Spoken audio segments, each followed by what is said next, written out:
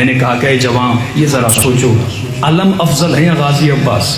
کون افضل ہے؟ ذوالجناح افضل ہے یا خود امام حسین؟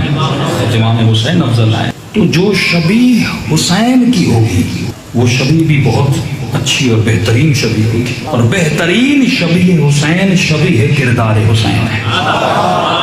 شبیہ کردار حسین لکڑیوں سے نہیں بنتی، شبیہ کردار حسین پتھروں سے نہیں بنتی، شبیہ کردار حسین تیرے اندر بنتی ہے۔ اور جب تو خود کو شبیہ کردار حسین بنا دیتا ہے، اور پھر خود اہل بیت فرماتے ہیں سلمان منا اہل البیت، سید نہیں ہے، بنو ہاشم نہیں ہے، لیکن فرمایا جب جب سلمان کو دیکھتے تھے دنیا کو علی یاد آتا تھا، آل رسول یاد آتے تھے۔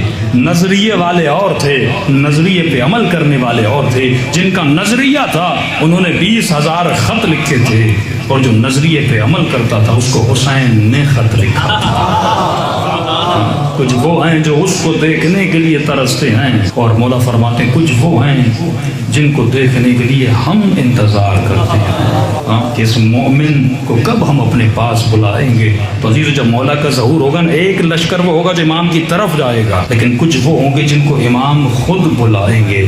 یہ کب ہوگا؟ جب تمہارے اندر ولایت عملی آ جائے گی۔ مولا سے پوچھیں مولا ہم اس میدان ولایت میں آنا چاہتے ہیں، ہم سلمان فارسی بننا چاہتے ہیں، کیسے بنیں گے؟ پہلی شرط جو مولا بتاتے ہیں، فرماتے ہیں پہلی شرط ولایت کے دخول کے لیے ضروری ہے کہ مومن کا لباس پاک ہونا چاہیے۔ لا یمسہ الا المطہرون، جب قرآن کو بغیر پاکی کے تو ہاتھ نہیں لگا سکتے، تو اہل بیت کی ولایت میں نجاست کے ساتھ کیسے داخل ہو سکتے؟ تو پہلی شرط یہ ہے کہ تمہارا لباس کیا ہونا چاہیے؟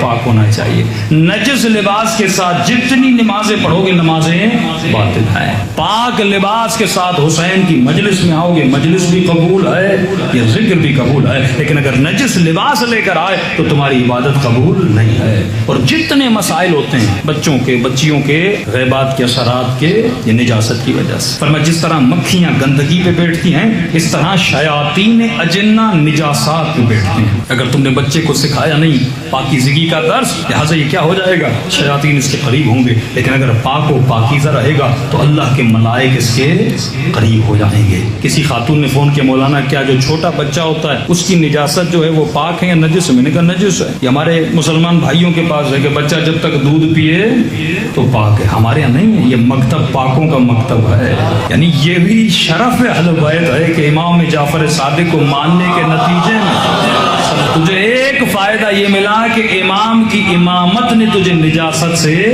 بچا لیا۔ تو ایک تو لباس بندے کا کیا ہونا چاہیے؟ پاک۔ دوسرا رسول خدا متقین کی صفات بیان کرتے ہیں، ایک صفت یہ بتاتے ہیں، فرماتے ہیں متقی بندہ کبھی بھی لباس شہوت نہیں پہنتا۔ ایک ہے لباس کا ظاہر پاک ہونا، ایک ہے لباس کا بھی باطن پاک ہونا، کہ علی کی چاہنے والی، علی کا چاہنے والا کبھی لباس شہوت نہیں پہنتا۔ آج مومنہ حسین کی مجلس میں آئے، ہاتھ میں تسبیح ہو، کالا لباس ہو اور سینے پر ہاتھ مارتی ہو آئے، لیکن اس کا لباس اگر لباس شہوت ہے تو چلتے پھرتے اس پر اللہ کی لعنت ہو رہی ہے۔ ایون گھر میں جوائنٹ فیملی سسٹم ہے، دیور ساتھ رہتے ہیں، اجازت نہیں کہ بندہ اس ماحول میں بھی لباس شہوت پہنے۔ مولا لباس شہوت کیا ہے؟ نازک لباس پہننا یہ لباس شہوت، تنگ لباس پہننا یہ لباس شہوت۔ جس لباس سے نامحرم آپ کی طرف اٹریکٹ ہو وہ لباس شہوت۔ تو خواتین کو خیال کرنا چاہیے، وہ نماز پڑھے، حسین کی مجلس میں جائے لیکن شہوت والے لباس میں جائے، اور قیامت کے دن اٹھے گی پروردگارہ میں نے اتنی نمازیں پڑھی، میں نے اتنی مجلسیں سنی، لیکن اللہ کی آواز آئے گی تو شہوت کے لباس سے گئی تھی، اپنے لیے عذاب بنا رہی تھی، رحمت نہیں بنا رہی تھی۔